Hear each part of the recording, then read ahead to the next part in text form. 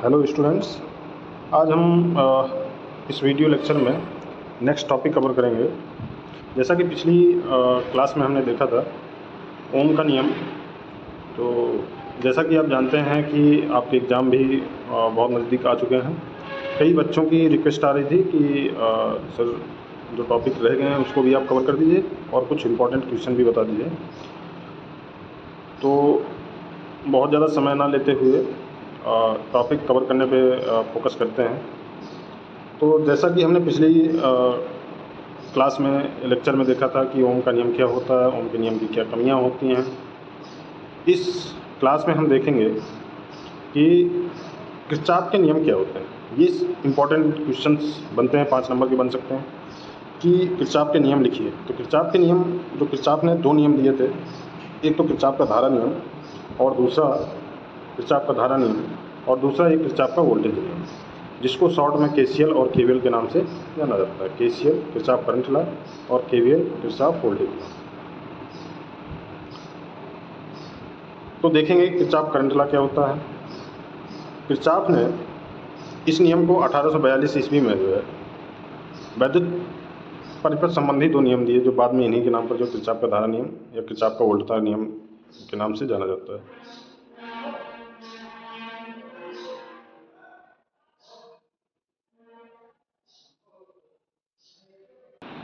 Kirchhoff का जो धारा नियम है ये क्या कहता है कि यदि किसी बंद वैद्युत परिपथ में किसी भी संधि बिंदु पर जो मिलने वाली धाराओं का जो बीजगणितीय योग है वो किसके बराबर होता है, वो शून्य के बराबर होता है। इसको हम रिप्रेजेंट करते हैं सिग्मा I = 0।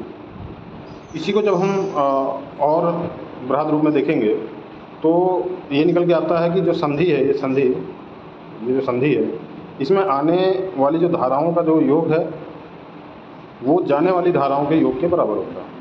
इसमें हम कन्वेंशन, साइन कन्वेंशन कुछ भी ले सकते हैं। आने वाली धाराओं को धनात्मक लिख सकते हैं। अगर आने वाली धाराओं का कन्वेंशन, अगर हमने जो है साइन कन्वेंशन पॉजिटिव लिया तो जाने वाली धाराओं का हम नेगेटिव लेंगे। यदि जाने वाली धाराओं को हमने जो पॉजिटिव लिया तो आने वाली धाराओं को हम नेगेटिव लेंगे। तो ये कन्वेंशन, साइन कन्वेंशन आप ले सकते हैं। तो जो हमने यहाँ पर लिया है, तो संधि की जो है और आने वाली धाराओं का हम धनात्मक लेंगे और दूर जाने वाली धाराओं को ऋणात्मक लेंगे। तो ये अगर इसका एग्जाम्पल अगर आप लेंगे तो I1 आपकी जो है संधि की ओर जाने वाली धारा है, I4 आपकी संधि की ओर और I5 जो है संधि की ओर। तो I1 और I4 और I5 का जो योग है वो जाने वाली धाराओं I2 और I3 के इक्वल होगा। वो कहाँ से मिलता है, ये एल्जेब्रिक सम अगर करेंगे तो ये plus I1 minus I2 minus I3 plus I4 plus I5 = 0। तो I1 minus I2 minus I3 plus I4 plus I5 = 0। तो I1 plus I4 plus I5 = I2 plus I3, जो हमने बताया कि आने वाली धाराओं का योग और जाने वाली धाराओं के योग के बराबर होता है। तो ये किरचॉफ का धारा नियम होता है। इस नियम के अनुसार किसी संधि बिंदु पर आने वाली धाराओं का योग जाने वाली धाराओं के योग के बराबर होता है, जैसा कि हमने बताया। इससे रिलेटेड हम एग्जाम्पल देख सकते हैं कि यदि ये आपका जो है कोई क्वेश्चन दिया हो या ये क्वेश्चन दिया है तो इसमें देखेंगे कि आने वाली धारा कौन सी है और जाने वाली धारा कौन सी है। इसमें अगर देखेंगे 2 और 4 और I और 4 आपकी कैसी हैं, निकलने वाली धारा है, और 2 जो है आने वाली धारा है। तो I + 4 = 2। तो I = आपका जो है क्या आ जाएगा, -2 एम्पियर। इसी तरह इसमें भी इसी तरह आप जो कैलकुलेट कर सकते हो सेम नियम पे। नेक्स्ट नियम इसका वोल्टता नियम होता है। तो इसको जो है शॉर्ट फॉर्म में किरचॉफ वोल्टेज लॉ बोलते हैं। इसको देख सकते हैं। इसमें क्या कॉन्सेप्ट है, यदि जो है बंद वैद्युत परिपथ है, बंद वैद्युत परिपथों में सभी प्रयुक्त विद्युत वाहक बलों EMF तथा अवयवों के आर पार वोल्टता पातों मतलब वोल्टेज ड्रॉप्स का बीजगणितीय योग क्या होता है, वो 0 के बराबर होता है। तो जितने भी इलेक्ट्रोमोटिव फोर्स लगे हुए हैं उनका समेशन प्लस IR, क्योंकि वोल्टेज ड्रॉप क्या होता है, V ओम के नियम के हिसाब से V = I × R। तो जो भी IR ड्रॉप होंगे वो आपके वोल्टेज ड्रॉप्स होंगे इसके क्रॉस, रेजिस्टेंस के क्रॉस, और उनका जो समेशन होगा और EMF का समेशन होगा वो किसके बराबर होगा, वो 0 के बराबर आपका। ये एक सिंपल सा क्वेश्चन था। ये आपकी बैटरी दी हुई है और ये R1 दिया हुआ है 5 ओम का। तो V = IR से आप जो है I = 2 एम्पियर निकालेंगे और इसके क्रॉस जो वोल्टेज आएगा V = IR से वो आपका जो है 10 वोल्ट जो है आ जाएगा। एक पॉइंट आता है कि AC आपकी कैसी राशि है, AC सदिश राशि है और DC जो है अदिश राशि है। तो अगर AC और DC के रिस्पेक्ट में आपसे पूछा जाए कि AC और DC में अंतर समझाइए, तो ये एक पॉइंट ये भी आपको जो है उसमें मेंशन कर सकते हैं। किरचॉफ के नियम का अनुप्रयोग पूछा जा सकता है। किरचॉफ के नियम का जो अनुप्रयोग है वो जटिल वैद्युत परिपथों में करंट तथा उसकी दिशा का मान ज्ञात करने के लिए यूज किया जाता है। I तथा उसकी दिशा, जो करंट की दिशा क्या है उसकी जो है दिशा निकालने के लिए जो है इसका यूज किया जाता है। इसकी लिमिटेशन क्या है?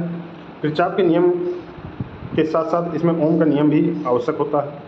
इसमें कैलकुलेशन अधिक करना पड़ता है। अगर आप किरचॉफ का नियम यूज कर रहे हैं तो उसके साथ आपको जो क्या यूज करना पड़ेगा, ओम का नियम भी आपको यूज करना पड़ेगा। और ओम का नियम की लिमिटेशन क्या है कि वो जो है टेम्परेचर वेरिएशन टेम्परेचर पे डिपेंड करता है। प्रेशर और टेम्परेचर आप जो है चेंज नहीं कर सकते हैं। लीनियर सर्किट पे आप यूज करते हैं। ये कभी कभी जो है जटिल इक्वेशन सॉल्व करने के लिए हायर मैथमेटिक्स की आवश्यकता होती है। किरचॉफ के नियम जो है इस तरह से इसमें जो है ये जो है कमियाँ हो सकती हैं। तो आपसे क्या पूछा जा सकता है, एक क्वेश्चन आपसे पूछा जा सकता है, किरचॉफ के नियम लिखिए तथा इसके अनुप्रयोग और इसकी कमियाँ लिखिए। तो अनुप्रयोग मैंने बताया है करंट और करंट की डायरेक्शन या करंट या वोल्टेज का मान निकालने के लिए। कमियाँ आपने बताया कि जो इसमें ओम के नियम की आवश्यकता होती है, कैलकुलेशन अधिक करना पड़ता है और कभी कभी हायर मैथमेटिक्स की आवश्यकता भी पड़ सकती है। ये क्वेश्चन हमने करवाया था जिसको हमने मेश एनालिसिस से सॉल्व किया था।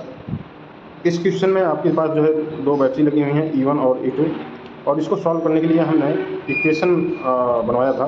तो लूप 1 अगर देखेंगे ये आपकी battery E1 R1 R2 R3 और R4 है। तो इसमें हमने बताया था कि जो इक्वेशंस बनेंगी वो कैसे बनेंगी।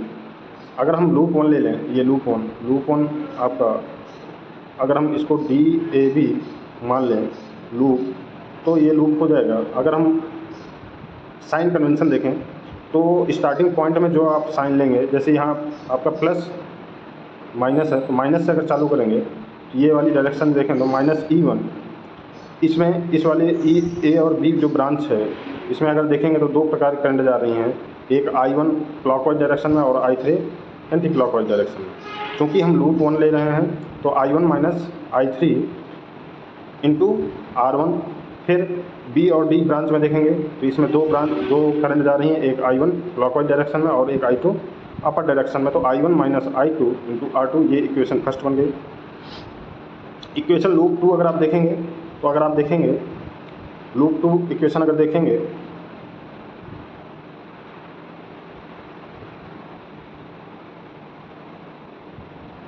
लूप 2 में अगर देखेंगे तो आपके पास अगर क्लॉकवाइज डायरेक्शन में आप घूमेंगे तो सबसे पहले आपको क्या मिलेगा, सबसे पहले आपको मिल गया +E2 प्लस माइनस, तो +E2। फिर यहाँ से गए तो ये D और B ब्रांच में आपको मिला कौन सी 2 करंट होंगी, एक I2 और एक I1। I2 आपकी जो है क्लॉकवाइज डायरेक्शन में है और I1 आपकी जो है अपोजिट डायरेक्शन में उसके जा रही है। इस ब्रांच में पर्टिकुलर देखेंगे कि जो है दोनों अपोजिट हैं कि सेम डायरेक्शन में है। अगर अपोजिट हैं तो उस ब्रांच में एक रिजल्टेंट करंट फ्लो होगी जो कि इस ब्रांच में अपवर्ड डायरेक्शन में I2 माइनस I1 जा रही है।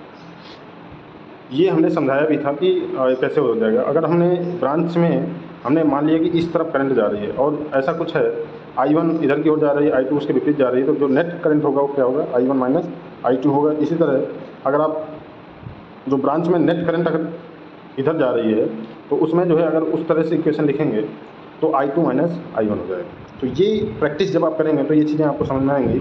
लूप 3 में देखेंगे इस तरह, लूप 3 में अगर देखेंगे तो यहाँ पर कोई भी आपके जो है EMF नहीं लगा हुआ है। लूप 3 में कोई भी EMF नहीं लगा हुआ है। तो अगर हम यहाँ से चालू करें तो I3 R4 इस ब्रांच में, इस वाली ब्रांच में I3 I4। फिर इस वाली ब्रांच में अगर BC ब्रांच में अगर देखेंगे तो आपको I3 minus I2 into R3 branch वो है। फिर इसके बाद plus I3 minus I1 into R1। तो ये आपकी इक्वेशन बन गई। और आपको पता है जितने अननोन्स होंगे उतने ही इक्वेशन होने चाहिए उसको सॉल्व करने के लिए। तो इस तरह से आप जो है इक्वेशन आप जो है बना सकते हैं। अगर इस वाले लूप की अगर बात करेंगे तो माइनस का E1 और प्लस I3 R4 और प्लस E2, तो इस तरह से ये आपका जो है ये न्यूमेरिकल आप सॉल्व कर सकते हैं। अगर इसमें E1, E2, R1, R2, R3 और R4 का मान अगर दे दिया जाए, वैल्यू अगर दे दी जाए, तो उसको हम जो है सॉल्व कर सकते हैं।